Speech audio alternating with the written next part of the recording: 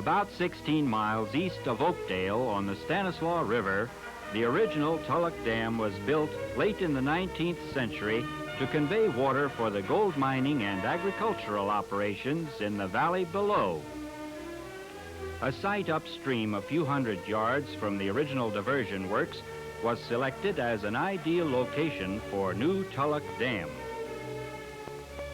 Original surveys were begun in the 1930s, but it wasn't until November 30th, 1955, that a contract was signed to build the dam. The Arundel Corporation and L.E. Dixon Company, who were awarded the contract for the project, moved into the area in December to begin work on an access bridge across the river, as well as removal of the earth overburden which covered the rock on which the concrete gravity dam would be built.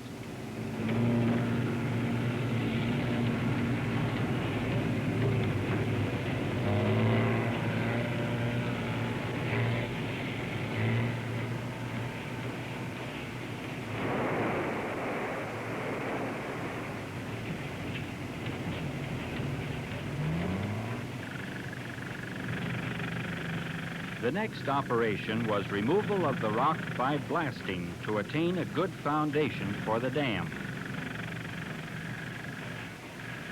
After careful checking for depth, the dynamite was prepared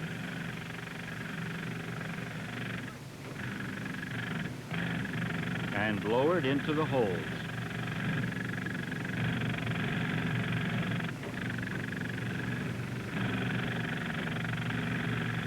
The charges were tied together by carefully spliced wires.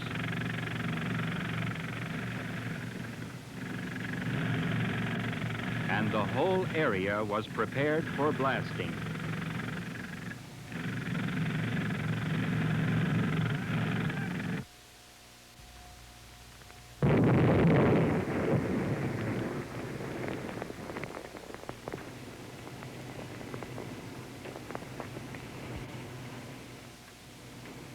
By February of 1956, work had progressed on building the access bridge to the right bank of the river.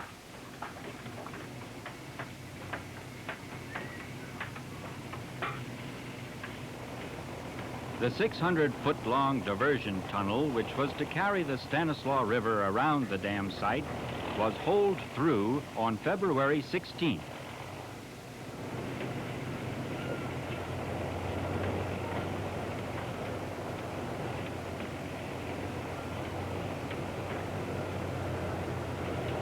A warehouse, office, and other buildings were erected, and the land prepared for the Highline Head Tower track. This required laying 2 pairs of rails, one inclined, on which the heavy head tower could move back and forth. This would enable the Highline to deposit construction material at any point on the job.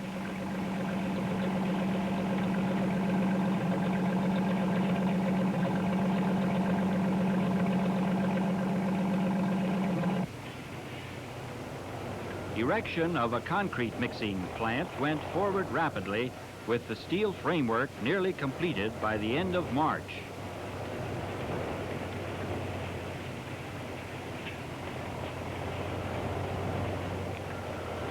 In April 1956, the access bridge was finished and the contractor was able to begin foundation excavation on the north abutment of the dam. Suitable foundation was found at an average depth of about 20 feet below original ground level. In June, the rough excavation was completed, and crews moved in to clean up the foundation by hand.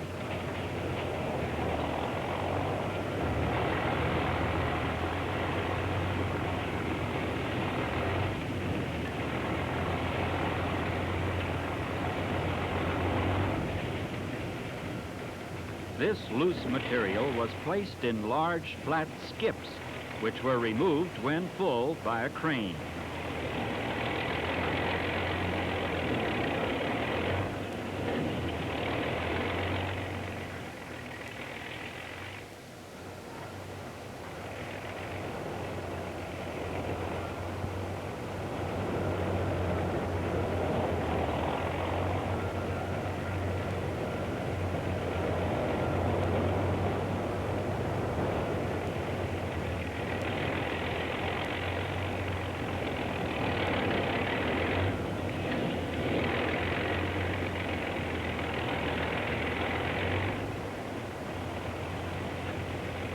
material excavated from the area adjacent to the river was carried a short distance upstream where it was placed for the cofferdam.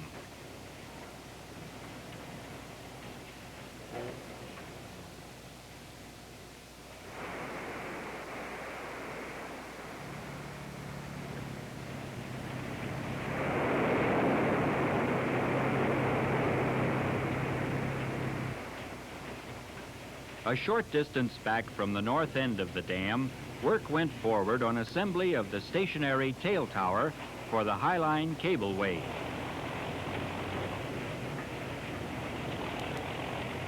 The large steel cables which would act as guy lines to hold the tail tower had to be cleaned in muriatic acid before they could be assembled in the guy line anchors. Each strand was separated in order to receive this acid bath. Final assembly of the cable in the anchor blocks was done with pure zinc to assure a strong bond.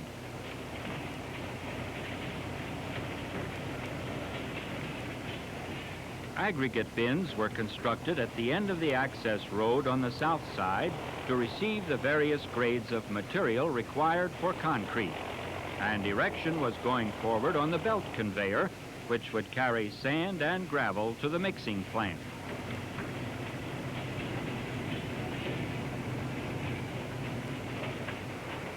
By the middle of July, the upstream cofferdam was in place, and the full flow of the Stanislaus River was passing through the diversion tunnel.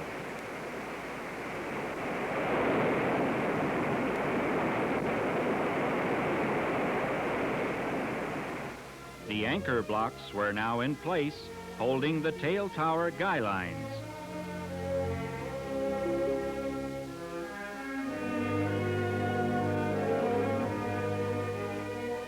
And the main cable extended nearly 2,000 feet across the canyon to the head tower. Final adjustments were made on the cableway and carriage.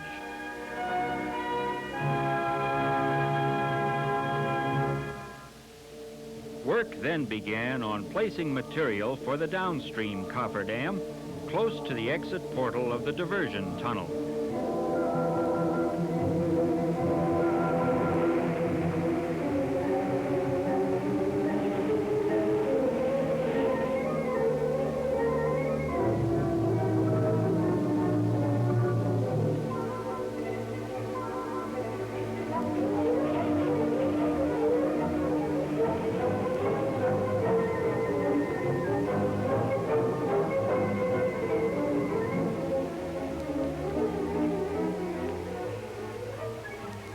The concrete mixing plant and the Highline were ready to begin operation by the end of July.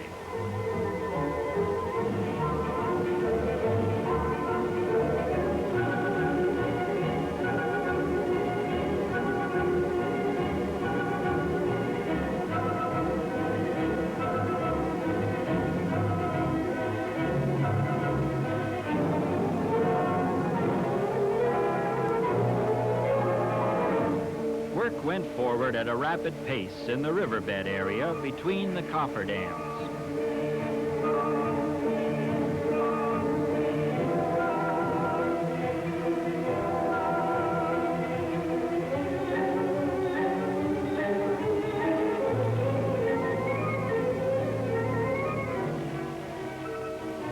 The dam will be over 200 feet above the foundation in this area. Bedrock lay about 35 feet below the level of the river.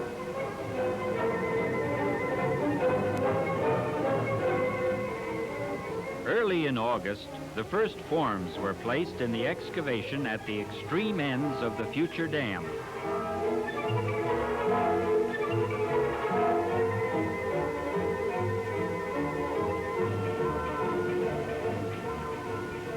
Continuing surveys were made to ensure correctness of all engineering detail.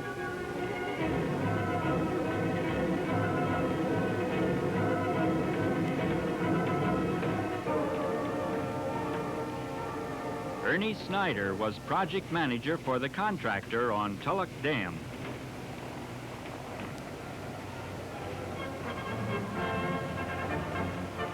On August 6, 1956, everything was ready to receive the first concrete in the dam. A shuttle railroad carried the material from the mixing plant to the cableway.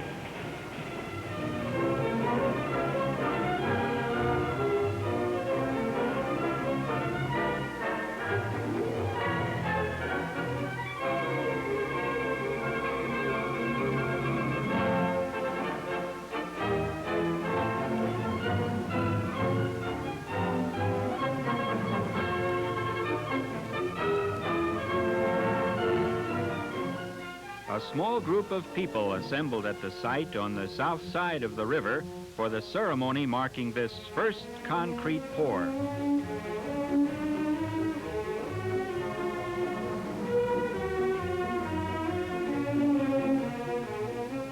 Officials from the irrigation districts, as well as the engineers and contractors, were present.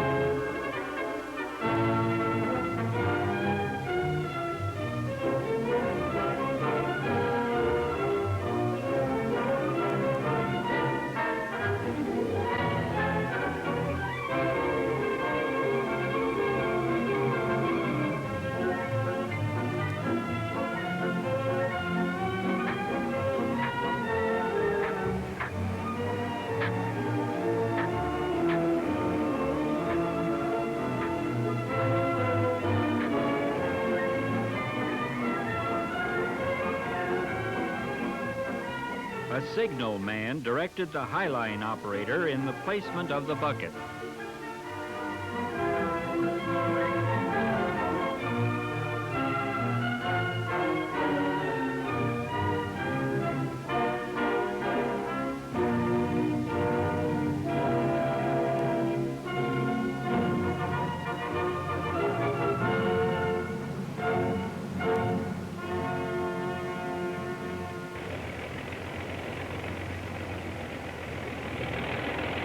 Aggregate material for Tulloch Dam was supplied by a subcontractor from a plant about 8 miles downstream.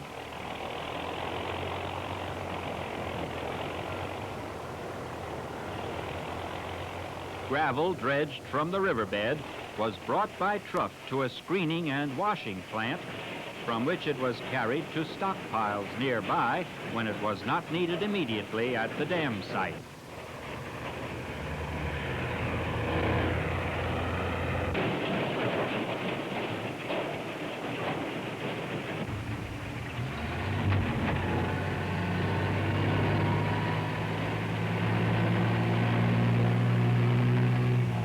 Large trucks and trailers were used to transport the material along State Highway 120 and the 4-mile access road.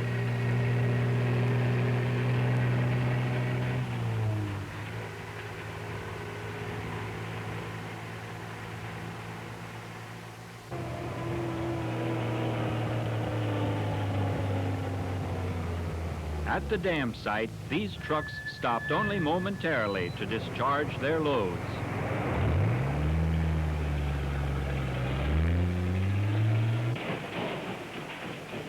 The various sized materials were carried as needed up the conveyor to the mixing plant.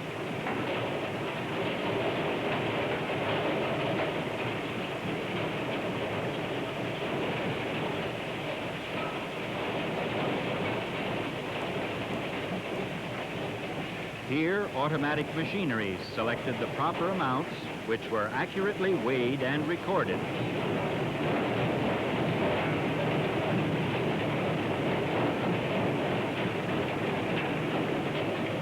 Two large mixers, each holding 4 cubic yards, were operating in the plant.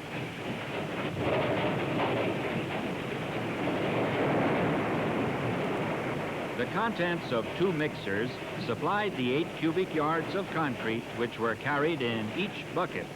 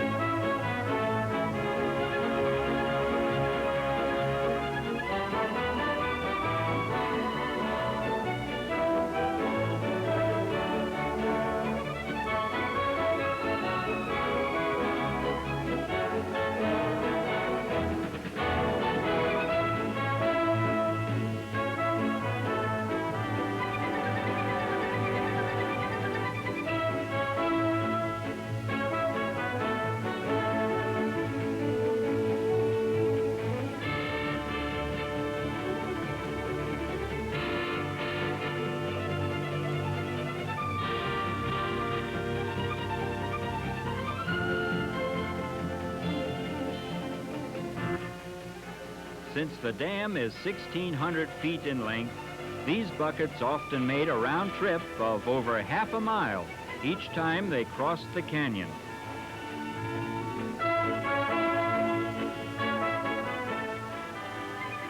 In the construction of Tulloch Dam, an average of 750 cubic yards, or about 100 buckets, were carried by the High Line during each 8-hour shift.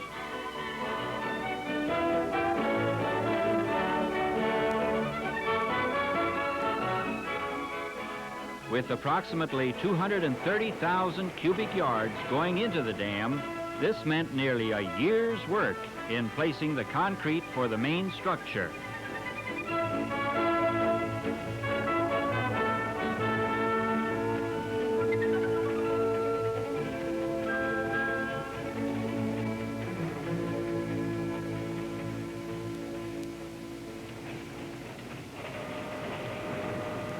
After each bucket load was placed, vibrators were used to consolidate the mix.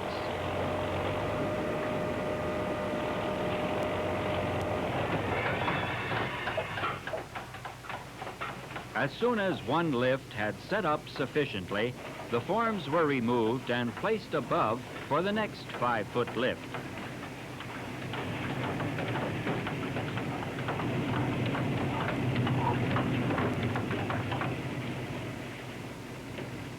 Every shift, samples of concrete going into Tulloch Dam were carefully tested for strength.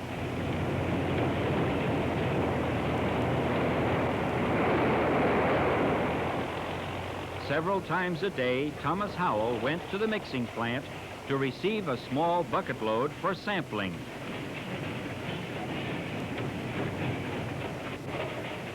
This bucket contained 1.5 cubic feet of concrete, enough to make 6 test cylinders.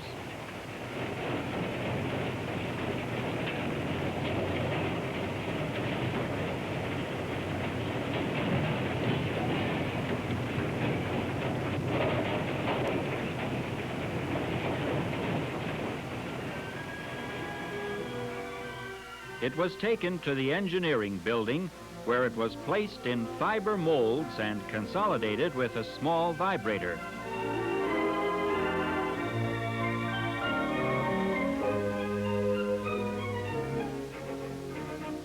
When the numbered cylinders had hardened sufficiently, the molds were removed and the concrete placed in a water tank.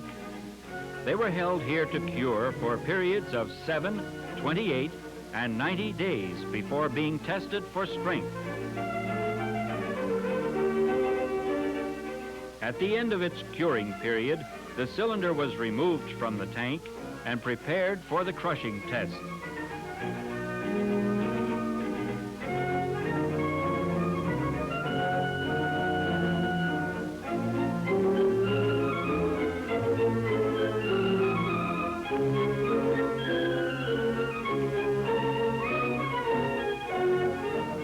A hydraulic jack raised it slowly,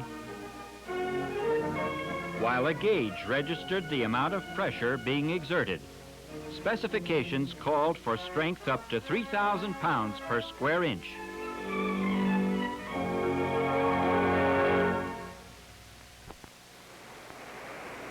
Two miles downstream from the Tulloch site lies Goodwin Dam, built in 1912 by the Oakdale and South San Joaquin irrigation districts to divert water to ditches on both sides of the Stanislaus River. Part of the contract for building Tulloch called for raising Goodwin Dam 7 feet and improving the diversion facilities. John Gist was the subcontractor on this phase of the work. In June of 1956, after the river flow had decreased enough for access to the dam, work was begun on preparing the surface to receive new concrete.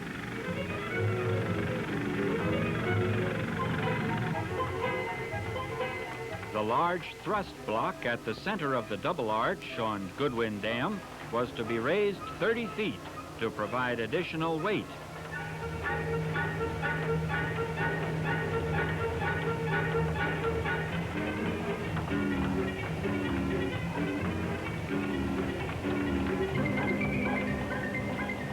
Concrete was brought by ready-mix truck from the batching plant at Tulloch Dam and lifted to the forms by crane.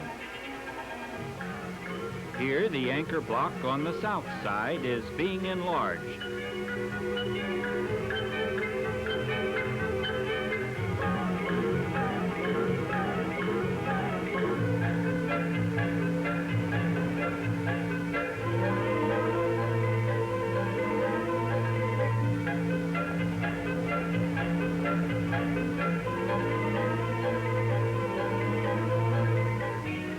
Concrete placing was complete at Goodwin Diversion Dam by January, and the last forms were removed.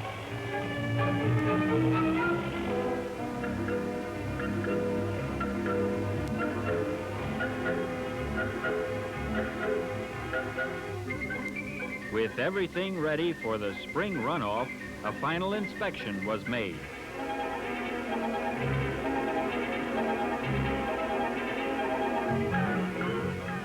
Early in June, the lake backed up 2 miles to the base of Tulloch Powerhouse, and water was spilling over Goodwin Dam once again.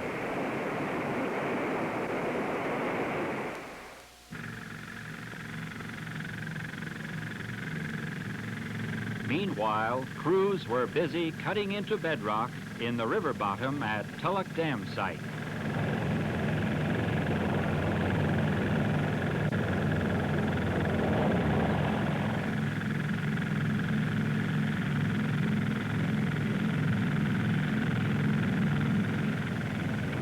Much of the loose material was removed by hand.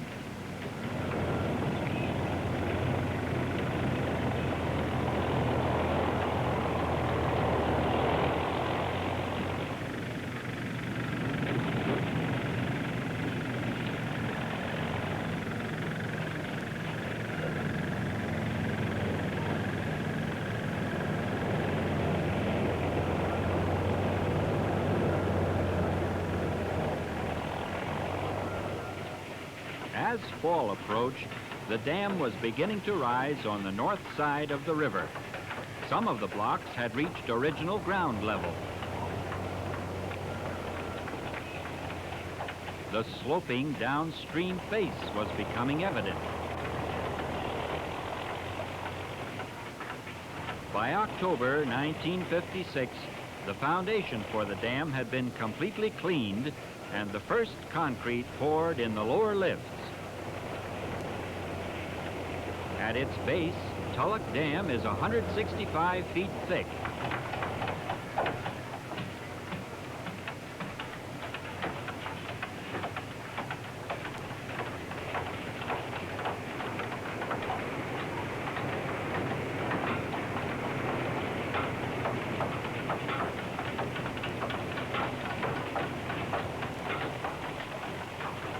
Intricate form work was necessary in building the powerhouse.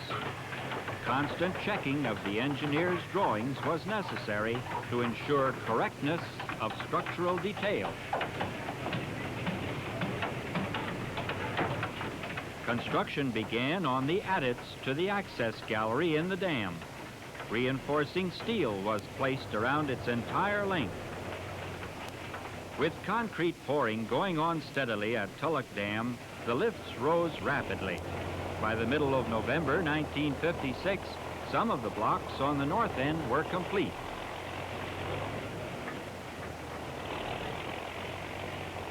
Penstocks were installed in the lower blocks.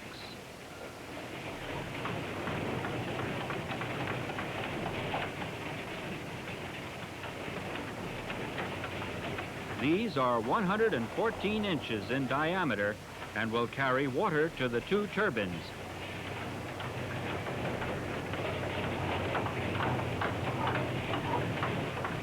The turbine pits were taking shape as carpenters assembled the many intricate forms.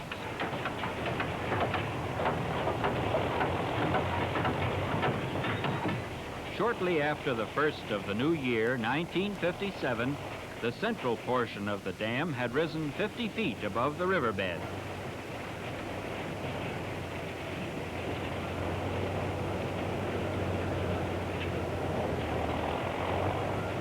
Our outlets for both the Powerhouse penstocks and the 72-inch irrigation bypass conduits were evident in the face of the dam.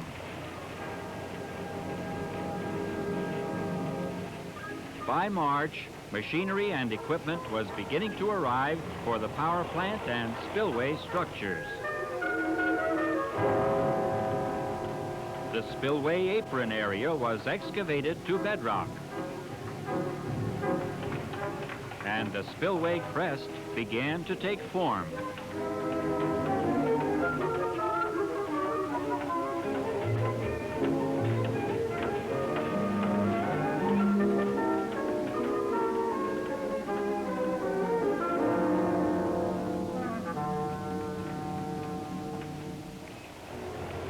The downstream coffer dam was removed, allowing water to back up to the main structure.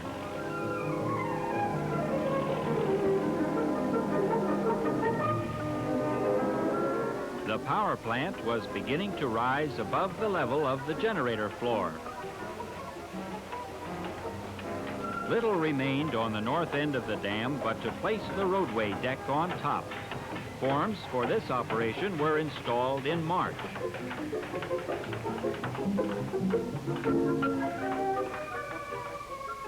By spring of 1957, steelwork in the power plant was being erected. A 200-ton overhead traveling crane was installed before placing concrete in the outer walls.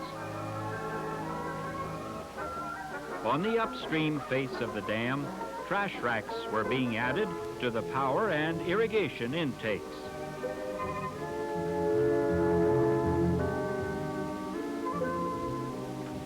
This consists of one rack on the left for the irrigation conduits and two racks on the right for the two power penstocks.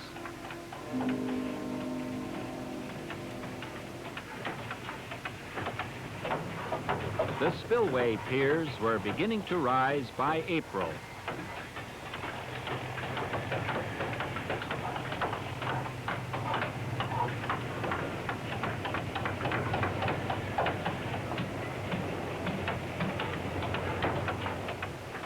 As soon as the concrete set up on these piers, forms were removed so new forms could be placed above for the next pour.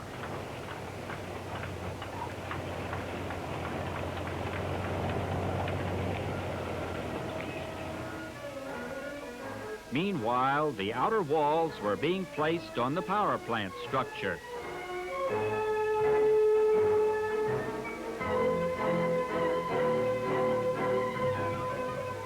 As summer approached in 1957, some of the spillway piers were at their final height, and forms were in place for the bridge over the gates.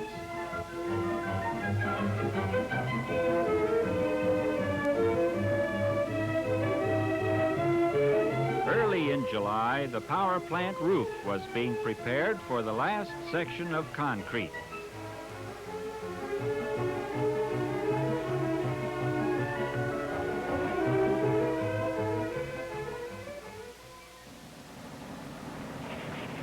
Inside the building, installation of electrical equipment was going forward rapidly.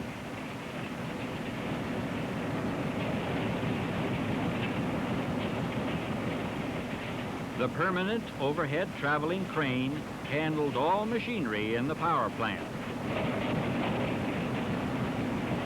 2 units here will be able to generate 17,000 kilowatts of electricity at rated capacity.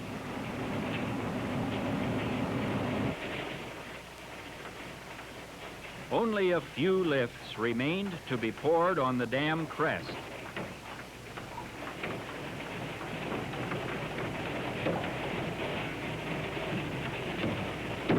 Building forms in this narrow area was a confining job.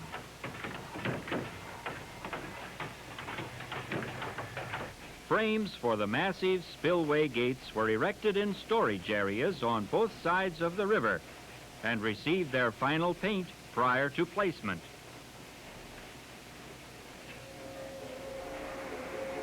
By midsummer, the dam was rapidly approaching completion, and installation began on the 7 spillway gates.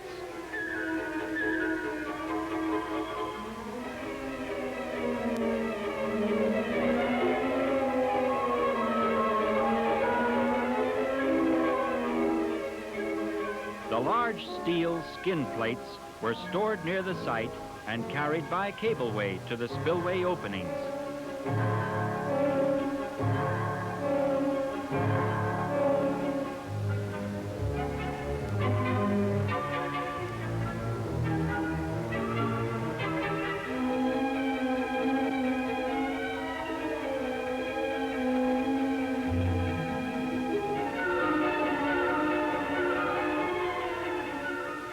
Erection was a tedious job, since a perfect seal depended on their proper placement without damage. They were hung temporarily from the spillway bridge prior to welding onto the frame.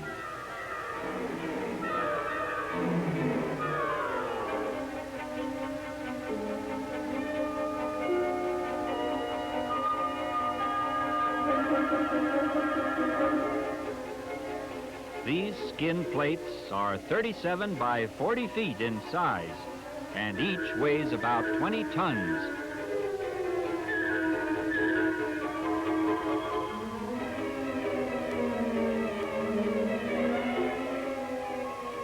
The frames were also carried to the site by cableway.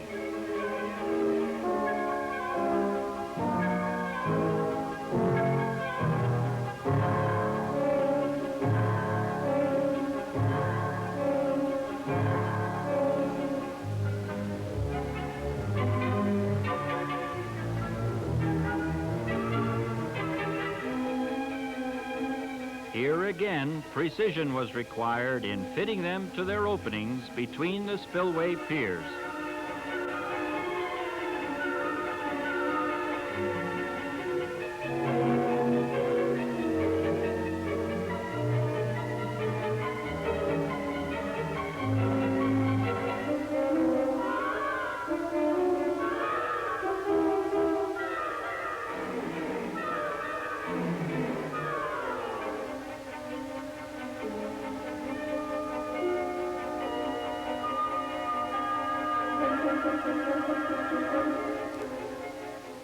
Finally, the plates were welded to the frames, making the gates one complete unit.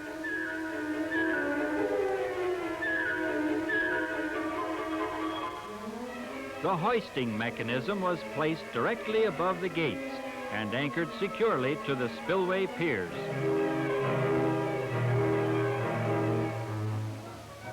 The beginning of August found Tulloch Dam nearly finished. It is an imposing structure in a picturesque setting. On August 2nd, 1957, officials of the irrigation districts, engineers, and contractors assembled on the dam to observe the final placement of concrete in the main structure.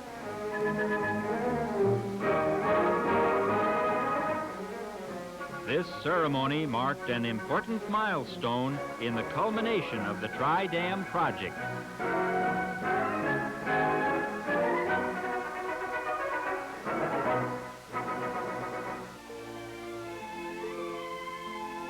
Since Tulloch Reservoir will extend 7 miles upstream, it was unavoidable that the county road leading across the Stanislaus River at Burns Ferry would be inundated.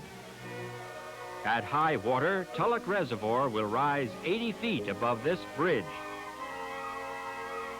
A new site was selected about a half-mile upstream, and in April 1957, the Thomas Construction Company began work on a separate contract to build a new concrete box girder bridge. Extensive false work was necessary to permit construction at the roadway deck. Since the bridge floor will be some 80 feet above streambed, the piers are large and tall. By the middle of May, the piers and false work were at final elevation, and a temporary walkway set on top for access. Forms for the concrete box girders were assembled at the site.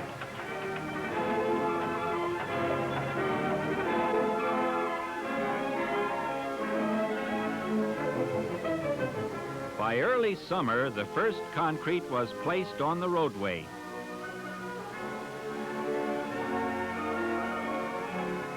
Early in November, the new bridge was finished and put into service.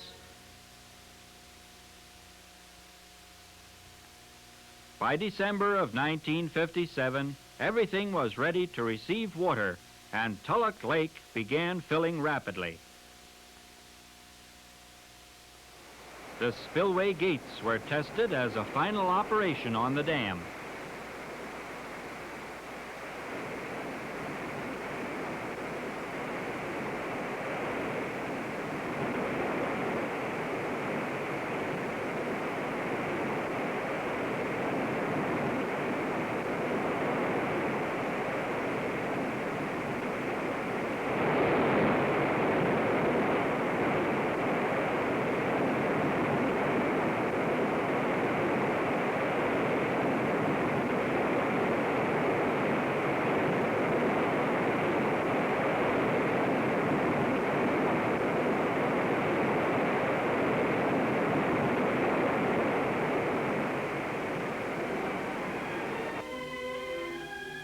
New Tulloch Dam far overshadows its tiny predecessor in both size and importance.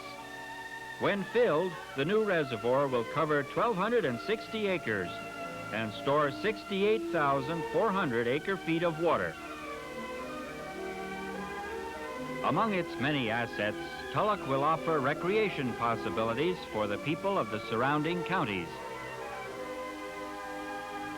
and power which will be sold to the Pacific Gas and Electric Company, as well as valuable water for the ranches of the Oakdale and South San Joaquin irrigation districts. Tulloch is another forward step in the great Tri-Dam project, which means more wealth for more people.